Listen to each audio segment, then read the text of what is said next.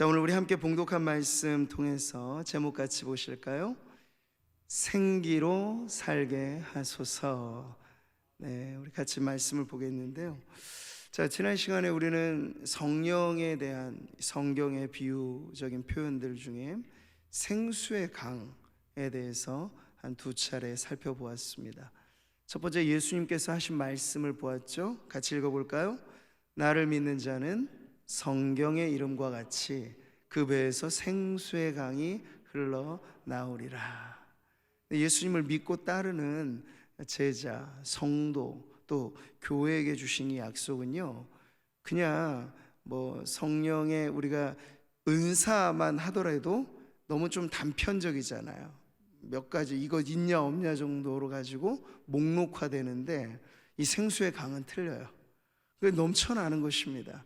콸콸 넘쳐나는 것이죠. 성령 충만에 대한 약속이에요.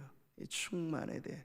자, 이것이 구약에 가게 되면 우리는 에스겔이 보았던 환상에서 더 범람하듯 이 생수의 강이 얼마나 놀라운 생명을 나타내는 강줄기인가를 보죠. 근데 여러분, 그 생수의 강이 어디서 발원했는가? 바로 성전 문지방에서부터. 같이 읽어보시죠. 그 문지방 밑에서 물이 나와 동쪽으로 흐르다가 성전 오른쪽 제단 남쪽으로 흘러내리더라. 에스겔이 보았던 환상의 완결의 모습은요, 성전이 회복되는 것이었어요. 근데 우리는 성전이 무엇이라 믿습니까? 예수님께서 곧 성전 되시고 우리는 그리스도의 몸이라 말씀하셨기 때문에 곧 신약의 교회가 성전된 공동체라고 하는 것이죠. 그래서 이 성전이 회복된다는 건 성전의 가장 중요한 기능으로서 예배가 회복된다는 거예요. 예배가 회복될 때 일어나는 가장 놀라운 역사는 하나님의 임재의 영광, 쉐키나의 영광이라고 말하는 그 임재의 영광을 맛보게 되는 거죠. 그랬을 때 일어나는 일이 그 문지방에서부터, 교회 공동체 안에서부터. 그러니까 교회의 규모의 얘기가 아닙니다. 두세 사람이라도 주의 이름으로 모인 그곳에 주님이 함께 하시는데, 그 시작은 미약할지라도 그 문지방에서 스며 나온 물이 500m씩 이렇게 측량을 더해 갈수록 어떻게 이 역사가 일어나게 됐습니까? 강폭이 넓혀지고 깊이가 더해 가면서 엄청난, 능히 건널 수 없는 강물이 되는 것을 보았죠. 이것은 바로 교회가 꿈꾸는 영적인 부흥의 역사도 이와 같다 하는 사실을 가르쳐 줍니다. 이 모든 것이 다 생수의 강으로 표현되어져 있는 성령의 충만한 역사를 보여주는 거죠. 자, 오늘 우리는 이 성령께서 일어나는, 역사하는 자리마다 생명의 일들이, 생명을 살리는 일들이 일어난다고 했을 때 또 다른 하나의 표현에 주목해 봐요. 바로 그것이 생기라고 하는, 숨결이고 호흡이고 기운이라고 표현될 수 있는 이 생기로서 비유되어지는 성령의 역사를 함께 살펴보려고 합니다. 그래서 저는 이 봄철은 기운이 돋아나는 시기잖아요. 아주 싱싱하고 힘찬 기운이 샘솟는 이 계절에 우리 성도님들도 성령의 충만한 그 은혜로서 우리의 영적인 활력이 새로워지는 그런 은혜를 받아 누리시기를 축복합니다. 세 가지로 살펴보겠는데요, 이 생기의 역사는 창조와 타락과 구속의 역사에서 드러납니다. 첫 번째가 바로 창조 시에 인간이 받았던 생기에 관해서 우리가 보게 되는 거예요. 자, 이 생기와 관련된 창조의 기사는 창세기 2장에 나옵니다. 사실 모든 피조물들 엿새 동안에 일어난 창조의 기록은 1장으로 다 끝났습니다. 그런데 2장에 보면요, 안식일 제7째 날에 대한 이야기와 더불어서 사람을 지으실 때 그 특별한 창조의 과정을 한 번 더 보여줘요. 그만큼 인간의 특별함이라고 하는 것이 어떻다라고 하는 것이 반복해서 조금 더 다른 측면에서 보여주는 게 창세기 2장에 나와 있는 창조 기사입니다. 자, 먼저 우리는 창세기 1장에 나오는 이 창조, 인간 창조에 있어서 가장 두드러진 이 표현에 주목해 보는데, 그게 뭐냐면 인간을 지으시되 하나님의 형상대로 지으셨다는 거예요. 무엇대로 지으셨다고요? 하나님의 형상. 네, 성경에 보세요. 하나님이 자기 형상, 곧 하나님의 형상대로 사람을 창조하시되 남자와 여자를 창조하시고.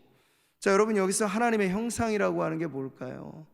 우리처럼 이렇게 하나님께서 인간의 어떤 형체를 가지고 눈, 코, 입, 팔, 다리 이런 것을 하나님의 형상이라고 말할까요? 당연히 그것은 아니죠. 하나님은 영이시니 우리와 같은 인간은 육체적인 형상으로서 하나님을 빗댈 수는 없어요.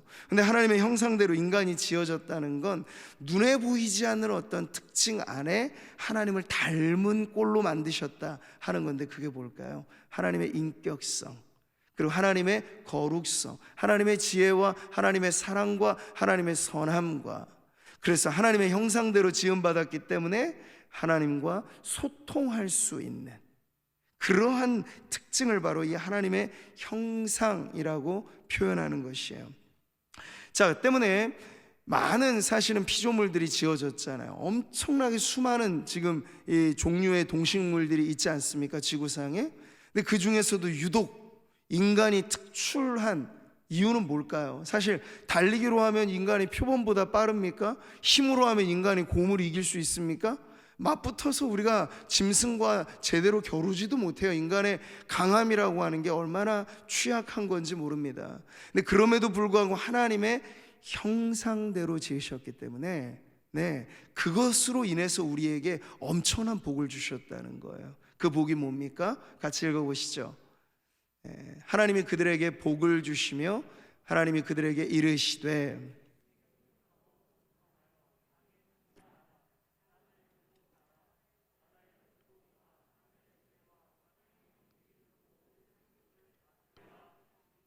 아멘. 네, 생육, 번성, 충만, 정복, 다스림. 이건 다른 피조물들에게 허락되지 않는 오직 인간에게만 주어진 특권이었습니다. 이 모든 것이 하나님의 형상대로 지어졌기 때문에 받을 수 있는 복이었던 거죠. 자, 그래서 우리가 창세기 1장에는 가장 두드러진 특징이 뭐라고요? 하나님의 형상대로 지음받았다 하는 건데, 2장으로 넘어와 창조 기사를 보면 여기 좀 색다른 표현이 나오는 거예요. 우리 2장 7절을 보겠습니다. 여호와 하나님이 땅의 흙으로 사람을 지으시고 생기를 그 코에 불어넣으시니 사람이 생명이 되니라. 아멘. 1장하고는 매우 다른 표현이죠. 흙으로 지으셨다고 하는 표현도 나오고, 코에 생기를 불어넣었다고도 하시고, 그러자 사람이 생명이 되었다고 하는 이 한 구절 안에 사실 인간이 얼마나 독특한 존재로 지어졌는지가 여기 다 나오게 되는 거죠. 여기서 인간의 육체성이란 본디, 그 재료가 흙이라고 말함으로써 매우 우리가 취약하다 하는 걸 사실은 보여줘요. 여기 이 흙은 티끌이고 먼지를 의미합니다. 그래서 시편이 노래하죠. 그가 우리의 체질을 아시며, 우리의 체질이 뭐라고요? 우리가 단지 먼지뿐임을 기억하심이로다. 사람이 죽어 이 몸이 땅에 묻히면요 온전히 흙으로 돌아가 버리게 되는 거예요. 형체 하나 남아나지 못하는 게 바로 인간의 몸이에요. 자, 그런데 이렇게 흙으로 지어 놓은 그 상태로만은 사실은 연약한 존재이지만, 그 인간을 강하고 그리고 매우 뛰어나게 만드시는 그 부분은 뒷부분에 나오죠. 하나님께서 마치 생동감 있게 그 코에 숨을 불어넣으셨다는 그런 의미예요. 생기를 불어넣어 주심으로써 인간이 그냥 흙으로 지어진 육적인 존재만이 아니라, 짐승도 겉껍데기 육체는 갖고 있잖아. 그리고 인간이 짐승과 똑같은 존재가 아닌 까닭은 그 코에 생기를 불어넣어 주심으로써 가능하게 되었다 하는 거예요. 여러분, 재미난 건 히브리 말은 흙이라고 하는, 아다마라고 하는 단어가 특정인에게 쓰이면 아담이라고 하는 인류의 조상을 부르는 말이 되고, 그게 보편적인 인류를 표현할 때는 아담아, 이게 바로 사람을 뜻해요. 그러니까 아담이라고 이름을 지어주셨을 때 그 아담은 사람의 첫 기원으로 불려지게 되는데, 그 원초적인 뜻은 흙이라는 의미를 담고 있어요. 자, 그런데 이 흙덩어리, 말하자면 이 존재가 어떻게 여러분 생명이라고 하는 건 영어 성경을 보니까 living being 이렇게 살아있는 존재, living soul, 살아있는 영혼, 뭐 이런 표현을 하고 있어요. 그러니까 근본 의미는 살아있음을 표현합니다. 근데 여러분, 살아있다는 게 그냥 코로 호흡하고 목숨이라고 하잖아요. 목에 숨이 붙어 있으면 살아있다고 말하는데, 이런 의미에서 생명을 말한 걸까요? 그러면 짐승이랑 크게 다르진 않아요. 우리가 집에서 기르는 개도 고양이도 목숨이 붙어 있으면 살아있으면 움직이잖아요. 근데 구태여 그 살아있음을 이렇게 장황하게 표현을 할 이유는 없겠죠. 다른 생명이에요. 지금 여기서 말하는 살아있음, 생명이 되었다라고 하는 표현은 그 앞에 붙어 있는 하나님께서 생기를 불어넣어 주심으로써 일어나게 된 더 놀라운 생명력을 지금 표현해 주는 말이죠. 저는 이 표현과 아주 흡사하게 예수님께서 이 부활하신 주님이 제자들에게 성령에 대한 예고를 하실 때 요한복음 20장에 보니까 이런 표현이 나와. 이 말씀을 하시고 그들을 향하여 숨을 쉬시며 이르시되 성령을 받으라. 이게 하나의 상징적인 제스처인데요, 마치 예수님은 그 옛날 아담이 흙으로 지어진 다음에 그 코에 하나님이 생기를 불어넣어 주시는 장면을 연상케 할 만한 숨을 불어넣어 주시면서 축복하시죠. 무슨 축복이요? 훗날 오순절날 충만하게 임할 성령에 대한 예고이기도 한 건데, 성령을 받으라고 하고 있어요. 근데 그것을 내포하면서 어떤 상징적인 제스처를 취하신 거예요? 숨을 불어넣으신 거예요. 이게 바로 창세기 2장에 나와 있는 이 창조 기사를 떠올리게 하는 그러한 대목인 거죠. 자, 이렇게 되어서 인간은 그냥 목숨이 붙어 있는 존재 이상의 하나님과 소통 가능한, 그래서 하나님과 대화할 수도 있고 하나님의 명을 받들 수도 있고, 아담이 그랬잖아요. 아담은 하나님의 대리인의 역할도 하면서 모든 동물들의 이름도 지어주기도 하였잖아요. 그런 놀라운 일을 할 수 있었던 모든 까닭이 바로 하나님께서 그 코에 생기를 불어넣어 주심으로써 인간이 영적인 존재가 되었다는 거예요. 영적인 존재로서 생명의 이 표현을 지금 하고 있는 것이죠. 자, 그런데 여러분 보세요. 자연계에 존재하는 피조물들 중에 오직 인간에게만 부여되어져 있는 게 바로 이 영성이라고 하는 것을 우리는 기억해야 합니다. 요즘에는, 저는 보세요, 요즘에는 뭐 사람들이 너무 인권 하니까 뭐 동물권 이런 말도 해요. 하도 애견 문화에 반려묘 이런 문화들이 근 몇십 년 내에 전 세계적으로 이게 완전히 정말 인간의 문화에 흡수되다 보니까 인간의 권리를 말하는 것처럼 짐승의 권리, 물론 우리가 기독교인으로서 살아있는 것을 소중히 여긴다는 건 매우 중요한 의무이자 책임입니다. 그렇지만 여러분, 동물은 동물로서의 격이 있는 거고 인간은 인간으로서의 격이 있는 거예요. 이 격이 허물어지면 창조 질서가 깨지는 거죠. 그래서 저는 기독교인으로서 여러분이 애견을 잘 기르는 거 그건 나쁘지 않지만 자식이랑 강아지랑은 구분을 하셔야 돼요. 네. 자꾸 강아지 보러 자식이라고 말하시고 그러면 혹 헷갈려지는 거예요.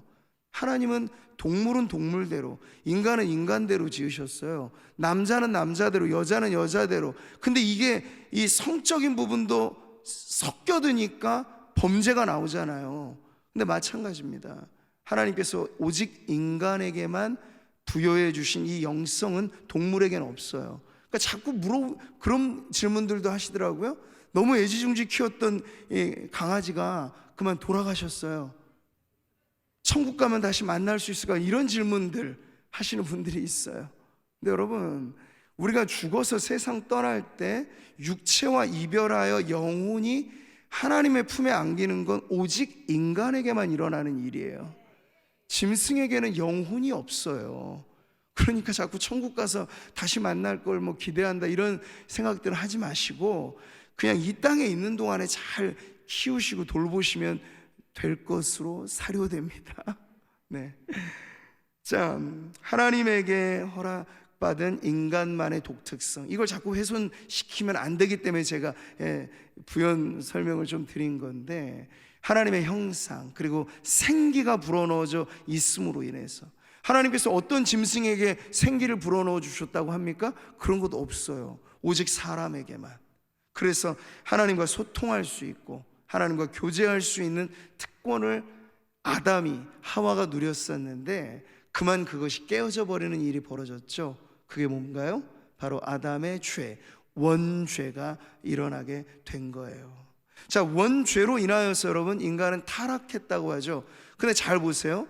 죄로 인하여 인간이 타락했을 때 그 즉시로 형벌을 받아 아담이 죽었습니까? 아니요. 여전히 아담은 살아서 근 1000년의 세월을 살면서 애를 놓고 막 그렇게 장수하셨어요. 첫사람 아담도. 그런데 그 범죄로 인하여 그러면 일어난 끔찍한 변화는 어디에 있었던 걸까요? 우리가 그 부분을 잘 알아야 돼요. 타락이라고 하는 걸 매우 심각하게 우리가 다루는데, 근데 예수 믿는 사람이나 믿지 않는 사람이나 외형을 봤을 땐 차이가 있습니까? 잘 안 보이잖아요. 여러분, 예수님을 믿는 분들 뒤에만 후광이 막 이렇게 동그랑땡 비춰지듯이 이렇게 차이가 나시나요? 안 나잖아요. 섞여 있으면 누가 누군지 잘 몰라요. 그건 당연한 거예요. 외형으로서의 구분은 일어나지 잘 않아. 예수님을 믿는다고 더 뭐 빼어나게 예뻐지고 더 키가 막 커지고 이런 것도 없고 똑같아요. 근데 차이는 어디에 있냐면 눈에 보이는 그 육체성에 있는 것이 아니고 그 영적인 측면에서의 변화가 일어나게 된다는 거죠. 아담이 범죄하여 잃어버린 것이 있으니 그것이 바로 하나님의 형상입니다. 깨어질 대로 깨어진 형상이라고 그래서 우리는 말을 하죠. 그래서 창세기 기사를 쭉 보다 보면요, 창세기 6장쯤에 이르면 이제 노아가 등장하면서 노아 홍수 심판의 역사로 갑니다. 그러니까 매우 짧은 그 시간 내에, 사실은 짧은 시간은 아니었습니다만 이 창세기 장수로만 따지면 매우 짧은 장을 넘기자 곧 첫 번째 심판이 이르게 되는데, 그때 하나님께서 인류를 보실 때 이런 말씀을 하시죠. 이거 중요한 구절인데 같이 읽어보세요.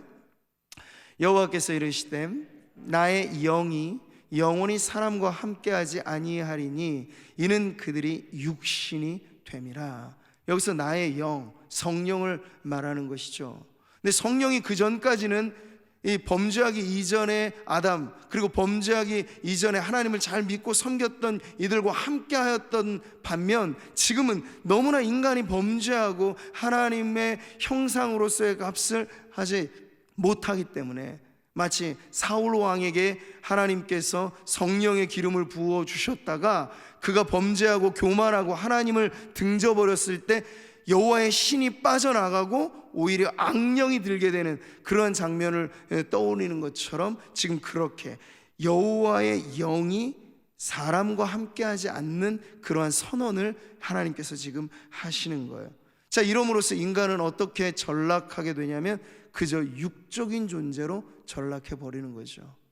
자, 그래서 우리가 하나님의 형상을 말할 때 범죄로 인하여 깨어졌지만 아주 그 깨어진 틈 안에서도 이 약간의 여지를 표현하는 정도로 말할 때 그것이 인간의 이성, 인간의 어떤 지혜, 예수를 믿지 않아도 지금 제법 왕성하게 일으킨 인간 문명의 발전, 여기에 나타나는 이 모든 것들은 그 소량의 아주 작은 희미한 등불 같은 그 하나님의 형상이라고도 표현을 하는데, 이것은 원래 아담이 범죄하기 이전에 하나님과 충만하게 교제했던 것에 비하면 거의 부셔졌다고 볼 수 있을 정도로, 그래서 우리는 아담의 범죄로 인간이 전적인 타락을 했다 말하는 거죠. 이 전적인 타락 안에 전적인 부패, 전적인 무능력이 있는 거예요. 그러니까 도무지 이제는 하나님이 특별한 조치를 취하지 않으시면 인간이 하나님과 소통할 수 없는 그런 단계에 이르게 된 거죠. 자, 범죄함으로 잃어버린 것, 그게 뭔가요? 바로 여호와 하나님의 영이라고 지금 성경은 말씀하고 있습니다. 자, 그래서 이 6장에 이르기 전에 두 개의 거대한 계보가 흐르는데, 창세기 4장에는요 가장 끔찍한 죄인의 대명사죠. 가인, 형제를 쳐 죽여서 영원히 저주받은 그 족속의 우두머리죠. 가인의 계보가 4장에는 나오고, 그리고 5장에는 아담의 계보인데, 사실 아담이라기보다는 아담이 아벨이 죽은 다음에 셋이라고 하는 또 자녀를 놓고, 그때 비로소 다시 하나님과 교제가 인류 가운데 열려지게 돼서 셋의 계보라고 불러도 좋을 그 계보가 흘러가요. 자, 그런데 중요한 것은요, 4장에 나오는 가인의 계보에 놀라운 인간의 문명 발달사가 여기 나와요. 그래서 음악하는 자의 조상, 철기, 그래서 장인들의 조상, 그리고 농경 문화, 이 농인의 이 조상, 이 모든 조상들이 어디서 시작되냐면 가인의 계보에서 나와요. 이게 뭘 말해주죠? 타락하고 범죄해서 하나님과 소통하지 못할 정도로 그 형상이 깨어지고 하나님의 영을 잃어버린 인류에게도 제법 발전하고 문명과 문화를 발달시키는 그런 일들은 있어 왔다. 하지만 제 아무리 인간의 문명이 발달하고 문화가 창성한다 할지라도 가인의 계보 안에서는 하나님과 소통하는 믿음의 그러한 만남이 일어나지는 못한다라고 하는 이 두 가지 사실을 보여주는 거죠. 그래서 우리가 딱 봤을 때, 아, 예수 믿지 않는 사람인데 사업을 잘해서 성공할 수도 있어요. 예수 믿지 않는 사람이라고 IQ가 다 떨어지게 하나님 만들지 않으세요. 이런 것 가지고 근데 하나님께 복 받았느냐 마느냐를 저울질할 수 없는 문제라는 거예요. 더 중요한 건 우리에게 잃어버린 그것, 가장 소중한 인간을 인간답게 만드는 그것, 곧 하나님의 형상이고 우리에게 불어넣어 주셨던 그 생기. 그래서 우리가 진정 살아있는 하나님과 교제 가능한 존재가 되어지는 그것이 내게 회복되느냐 마느냐, 그게 사실 가장 중요한 문제라고 하는 것이죠. 우리가 바울의 서신을 읽어보면 영적인 죽음이라고 하는 것이 바로 범죄 이후에 인간의 영혼에 일어난 사건인데, 그는 이렇게 말을 합니다. 같이 읽어보죠. 그는 허물과 죄로 죽었던 너희를 살리셨도다. 그때 너희가 그 가운데 행하여 이 세상 풍조를 따르고 공중의 권세 잡은 자를 따랐으니 곧 지금 불순종의 아들들 가운데 역사하는 영이라. 죽었대요. 근데 지금 여기에 말하는 죽었던 너희라고 해서 생물학적으로 죽어있는 상태를 말하는 것 아니에요. 영적인 죽음이죠. 영적인 죽음이라는 건 뭐예요? 하나님과 교제할 수 없음. 하나님이 계신데도 하나님을 몰라요. 그러면 영적인 죽음이죠. 그게 하나님이 계셔요, 근데 하나님과 교제하지 못해요. 그럼 그것이 영적인 죽음이라는 거예요. 근데 이 영적인 죽음은 매우 끔찍한 것입니다. 살아는 있지만 하나님 보시기엔 전혀 살아있는 값을 못하는 인간. 그래, 영적으로 살아있지 않다면 사실 짐승이나 인간이나 하나님의 형상 때문에 인간이 고귀한데 그 고귀함을 갖지 못한다는 거예요. 요즘 우리는 이 문학이든지 영화에서 자주 이 멸망 이후의 세계를 그려내는, 이거 전문적인 용어로 포스트 아포칼립스 이런 말로 쓰는데, 이 심판 이후의 세계. 근데 이 말은 어렵지만 이게 문화화돼서 영화로 만들어지면 우리에게 아주 익숙한 장르들이 나와요. 그게 뭐냐면 요즘에 제일 유명한 인기 있는 좀비물이죠. 외국 영화든지 한국 영화든지 요즘엔 다 세계화된 한국 문화를 말할 때 K자를 붙이잖아요. 그래서 요즘에 아주 외국 사람들에도 인기 있는 것 중에 하나가 K-좀비예요. K-좀비라고 말을 해요. 그래서 넷플릭스라든지 이런 데서 유명한 한국 드라마나 영화에 단골 메뉴가 요즘에 좀비물이 많거든요. 근데 보셨듯이 이 좀비라는 게 뭔가요? 끔찍하잖아요. 형체는 사람을 하고 있는데 이게 저 사람이 아니에요. 사람을 막 물어뜯어요. 그러니까 인간이 상상으로 고안해낸 끔찍한 모습인데요, 실제로 저럴 수도 있을까 싶은데, 저런 형태는 아니더라도 우리는 충분히 이 세상에 좀비 같은 존재들이 있는 걸 보잖아요. 물어뜯어서 죽이는 것처럼 다른 사람을 모함하기도 하고, 그냥 키보드를 이렇게 치면서 사람을 완전히 매장시키고, 그게 다 죽이는 행위예요. 그런 일을 서슴없이 행하는 사람들을 보는, 그것이 그냥 영화의 장르에서 나오는 좀비, 이런 끔찍하고 두려운 공포스러운 모습만이 아니라 하나님의 영이 없는, 하나님의 형상이 완전히 깨어져 버린 인간의 참혹한 모습이 사실 이러한 형상으로 표현된다 하는 것이죠. 인간이 하나님의 영을 잃어버리면, 성령이 인간과 함께 하시지 않는 인간은 인간이로되 완전히 인간 아닌 존재가 되어버린다는 거죠. 자, 그렇기 때문에 오늘 우리는 이 생기의 역사가 다름 아닌 하나님의 구원의 역사 속에 얼마나 중요하게 인간이 되찾아야 할 것인가 하는 것을 보게 됩니다. 구속이라고 하는 건 다름 아니에요. 바로 생기를 되찾는 인간이 되는 것이죠. 거듭남의 신비를 가르치신 예수님의 말씀이 요한복음 3장에 나와요. 니고데모에게 거듭나야 하나님의 나라를 볼 수도 있고 하나님의 나라에 들어갈 수도 있다 말씀을 하실 때, 그 거듭남이라고 하는 게 뭔가요? 주님 이런 말씀하시죠. 육으로 난 것은 육이요, 영으로 난 것은 영이다. 이게 뭔가요? 그냥 육적인 출생만 했어요. 한 번 태어나기만 했어요. 그러면 그 사람은 그냥 육적인 인간뿐이에요. 근데 이런 인간에게 두 번째 출생이 필요하다는 거예요. 그래서 거듭남이라고 말하는 거죠. 중생이라고 표현하는 이유는 우리가 육신으로 다시 한번 태어나는 게 아니고 죽었던 우리의 영혼이 거듭나는 거예요. 고로 우리 안에 아담이 잃어버렸던 그 생기, 다시 주님께서, 그래서 새 창조의 역사라고도 말하잖아요. 구원을 그 첫 창조 시에 코에 생기를 불어넣어 주셨듯이 우리가 거듭난다라고 하는 건 성령이 이제 우리 안에 임하시는 그러한 변화로 이야기를 하는 거죠. 그래서 주님 말씀하시는 거예요. 바람이 임의로 불매 내가 그 소리를 들어도 어디서 와서 어디로 가는지 알지 못하나니 성령으로 난 사람도 다 그러하니라. 무엇으로 난 사람이라고요? 성령으로 난 사람.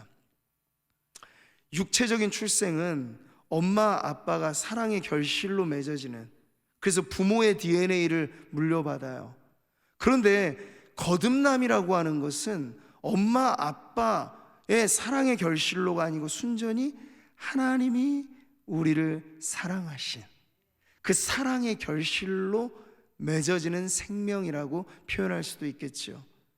영으로 난 것은 영인, 이 영이라고 하는 건 성령으로 난 사람을 말해요. 그러니까 성령께서 우리 안에 역사하심으로 죽었던 우리의 기능이 살아나는 거죠. 어떤 기능? 하나님을 알고 하나님과 교제하고 하나님을 영화롭게 할 수 있는, 본디 인간을 창조하셨을 때 가장 하나님께서 아름답게 창조하신 그 모습을 회복하는 것이에요. 주님이 이 말씀을 하셨을 때 예수님은 당시에 말로는 이 언어유희라고 하죠. 말을 그렇게 쓰셨어요. 여기 바람, 뒤에 나오는 성령, 똑같이 푸뉴마라고 하는 단어예요. 똑같이 음가로는 푸뉴마라고 쓰여져 있는데 앞에는 바람을 지칭하고 뒤에는 성령을 지칭하죠. 그래서 성령이 비유컨대 바람과 같이 불어오셔서 생기처럼 불어오셔서 죽었던 것을 살려낸다고 했을 때 예수님께서는 푸뉴마라는 그런 단어에 바로 성령을 표현해 주신 거예요. 자, 그렇습니다, 여러분. 바람처럼 불어와서 인간을 거듭나게 하시는 분이 있어요. 그분이 바로 성령이십니다. 성령의 많고 많은 사역 중에 가장 인간에게 있어서는 우선되고 첫 번째 사역이 뭘까요? 거듭나게 하시는 성령의 사역이에요. 이것이 있고 나서야 비로소 그 다음에 충만도 있고 뭐 성령의 은사도 있고 있는 것이지, 거듭나지 않은 상태에서는 아무리 많은 것도 다 우리에게는 아무런 의미가 없는 것에 지나지 않는 거죠. 성령님은 이렇듯 생기처럼, 생기가 뭐라고 했습니까? 호흡이라고 했죠. 숨결이라고 했습니다. 그렇게 불어오셔서 죽은 우리의 영혼을 살려. 오늘 저와 여러분이 하나님에 관해 말할 때, 이게 만약에 교회에 이렇게 나오지 않고 복음을 전혀 듣지 못했던 분들에게는 제가 하나부터 열까지 말하는 이 모든 게 제가 모국어인 한국말로 말해도 전혀 이게 무슨 소린가 할 거야. 아무것도 이해되지 못할 거야. 아니, 하나님 자체를 인정하지 않고 성령이라고 하는 것 존재 자체를 모르는 사람들과 어찌 이것을 이야기할 수 있겠습니까? 근데 오늘 우리 안에 소통이 가능한 건 저와 여러분 안에 어떤 변화가 일어났기 때문이죠. 하나님의 숨결이, 성령의 바람이 우리에게 불어왔기 때문입니다. 그래서 우리의 죽은 영혼이 살아나서 하나님께 반응하는 거예요. 찬송으로, 기도로, 봉사로, 의미 있는 삶의 이 모든 섬김으로 우리가 성령 받은 그런 하나님의 자녀가 되어서 이 모든 삶을 살아갈 수 있는 것이죠. 여러분, 성령이 거하시는 사람과 성령이 거하시지 않는 사람은 하늘과 땅의 차이예요. 근데 겉모양으로 여러분이 식별하기가 쉽지 않다고 말씀드렸죠? 훌륭한 음악가, 유능한 어떤 장인, 운동, 이게 다 가인의 후예들 중에도 있을 수 있어요. 근데 이것 가지고 우리가 하나님의 성령이 계시느냐 마느냐를 판단하는 것이 아니고 그리스도 예수를 우리의 구주로 고백하고, 그래서 누구든지 성령이 계신 사람의 특징은 예수를 시인하는 점에 있어서 가장 뚜렷한 반응을 보인다 하는 것이 바로 성령받아 거듭난, 그래서 잃어버린 생기를 되찾은 성도의 모습이라 할 수 있겠죠. 하나님께서 오늘 우리에게 성령에 대한 가르침을 때로는 물과 같이, 때로는 불과 같이, 그리고 오늘은 숨결처럼 이렇게 비유의 언어로 다양하게 표현하신 이유는요, 성령님이 풍성한 분이기 때문입니다. 그냥 수학적인 개념으로 성령은 이런 존재다라고 정의하면 얼마나 쉽겠어요. 그런데 하나님은 인간이 규정할 수 있는 정의의 대상이 아니에요. 그 이상으로 충만한 분이시기 때문에 어떻게 하면 성령을 우리에게 자세하게 설명해 줄까 해서 성경은 매우 다양한 언어의 표현들, 상징적인 표현을 통해서 성령을 우리에게 가르쳐 주시는 겁니다. 그런 점에서 오늘 생기로 불어오는, 오늘 우리가 본문으로 읽은 마른 뼈를 살려낸 생기, 우리는 그 생기가 바로 성령의 생명임을 알게 되는 것이죠. 오늘 우리가 보았던 에스겔의 또 하나의 환상이 마른 뼈 환상이 있죠. 그러니까 실상 하나님 보실 때 영성이 없고 하나님과 소통하지 못하는 사람들은 살았으나 죽어 있으니 마른 뼈와 진배 없다 해도 틀리지 않을 거예요. 근데 이러한 마른 뼈에게, 가망 없는 존재들에게 하나님께서 에스겔을 통해서 말씀을 선포하게 하시죠.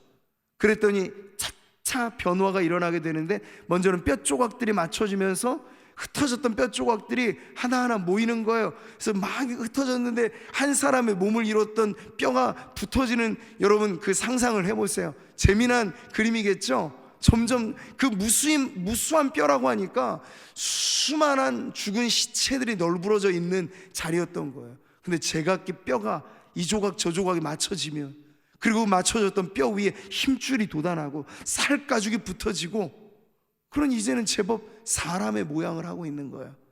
근데 여러분, 그게 끝이 아니라는 거죠. 사람의 모양은 다 완성됐는데 가만히 보니 움직이지 않아요. 뭔가 아직 미완성이라는 거죠. 보았더니 살아있는 생기가 필요했던 거예요. 그래서 하나님께서 그 문제를 이렇게 표현해 내시잖아요. 이 에스겔을 통해서, 내가 또 보니 그 뼈에 힘줄이 생기고 살이 오르며 그 위에 가죽이 덮이나 그 속에 뭐는 없다고요? 생기가 없어요. 생기가 없어요. 살았으니 여전히 죽어 있는 존재예요. 때문에 하나님께서 마지막으로 에스겔에게 대언하라고 하죠. 그때 대언한 말, 이게 바로 오늘 9절의 말씀이에요. 우리 같이 힘차게 읽겠습니다. 시작.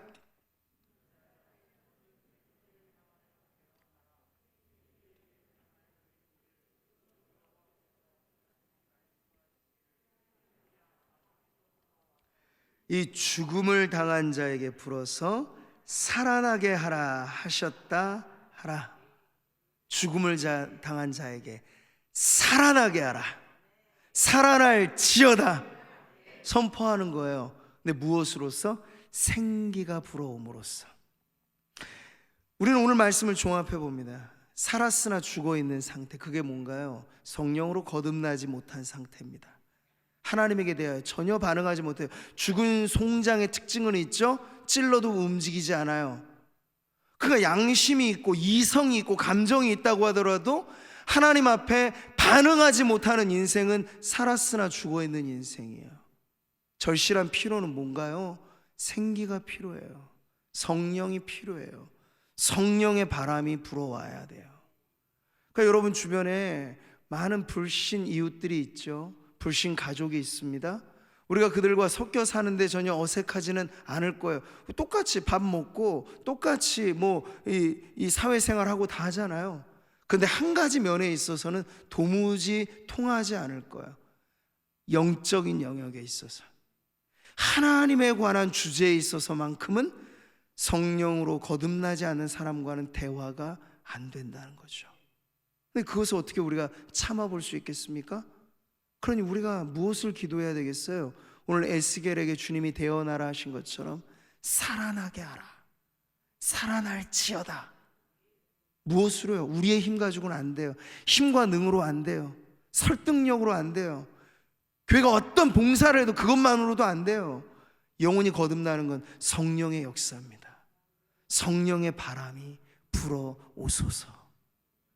죽어있는 그 영혼, 그래서 도무지 하나님과 교제하지 못하는 그 사람, 우리가 알고 있는 누군가 있죠. 이 봄철은 이제 우리가 다음 달 부활주일 하면서 올 상반기에도 전도의 동력을 좀 힘있게 일으킬 때, 관계적인 전도는 언제나 가능하니까 시작을 하려고 해요. 그럴 때 여러분, 늘 우리 주변에 있는, 하나님과 소통하지 못하는, 살아있는데 번듯이 사회생활도 하고 가정생활도 하는데 하나님에 관해서만큼은 죽어있는 그 상태, 그 사람들을 우리가 가슴에 끌어안고 살아날지어다 선포하셔야 돼요. 기도할 때 성령을 통해서 말이죠. 그럴 때 오늘 하나님께서는 우리의 생기가 되시고 하나님의 호흡이 되어 우리 안에 새로운 생명, 우리의 영혼을 소생시키시는 성령의 역사가 우리에게 일어났듯 또 다른 이들에게도 일어나게 될 줄 믿습니다. 오늘 기도하는 시간에는 바로 그러한 성령의 역사를 위해서 우리가 기도하며 나아갔으면 좋겠어요. 주님 말씀하셨습니다. 살리는 것은 영이니 육은 무익하니라. 성령님은 누구십니까? 살리는 영이세요. 마귀의 역사가 있는 곳에서는 죽음의 역사만 일어나요. 그러나 성령이 역사하시는 곳에는 생명의 역사가 일어납니다. 그래서 우린 기도할 때 믿음으로 선포하는 것이에요. 성령이여 임하소서. 내 성령의 바람이여 불어오소서. 그래서 저 죽은 듯한 인생을 살려주소서, 거듭나게 하소서. 바로 그러한 기도가 교회로부터 또 성도로부터 우러나올 때 우리는 그야말로 생수의 강이 그 성전 문지방에서 흘러넘쳐 가는 곳마다 생명을 살아내게 하는 것처럼 교회가 세상을 살리는 일에 세상에 희망을 주는 그러한 믿음의 공동체가 될 것입니다. 먼저 우리 안에 다시 한번 기운찬 봄바람처럼 성령의 바람이 불어와. 여러분, 우리는 이미 살아는 있지만 때때로 우리의 영혼이 하나님과 소통함에 어려움이 느껴질 때 우리는 비유컨대 우리에게도 성령의 바람은 필요하다는 걸 알게 되는 겁니다. 더 왕성하게 보면 여러분, 코로나로 인하여 어려움 당할 때 산소 포화 지수가 떨어지면 호흡 자체가 곤란해지는 문제가 생기잖아요. 그럴 때 인공호흡을 막 합니다. 살아있는데 자가호흡이 안 되면 막 인공호흡도 시키는 거예요. 성도들 중에도 저는 그런 성도가 있지 않을까 싶어요. 기도는 호흡이라고 하는데 기도가 가빠요. 잘 안 돼요. 그러면 인공호흡이 필요한 상태인 거예요. 성령의 바람이 필요한 건 세상만이 아니고 교회도 필요하다는 거죠. 교회라고 하는 형태가 있고, 교회라고 하는 기관이 있고, 교회라고 하는 조직은 있는데, 전혀 어느 곳에서도 성령의 역사가 감지되지 않으면 인공호흡이 필요한 상태인 거죠. 그러면 성령의 바람이 어디에 불어야 돼요? 바로 오늘 우리 안에, 이 땅의 교회 안에 성령의 바람이요, 생기처럼 불어오셔서 이 죽은 지 오래된 듯한 당신의 백성들을 다시 살게 하소서. 그렇게 교회의 부흥을 위해서도 기도하는 오늘 이 밤 되기를 주님의 이름으로 축복합니다.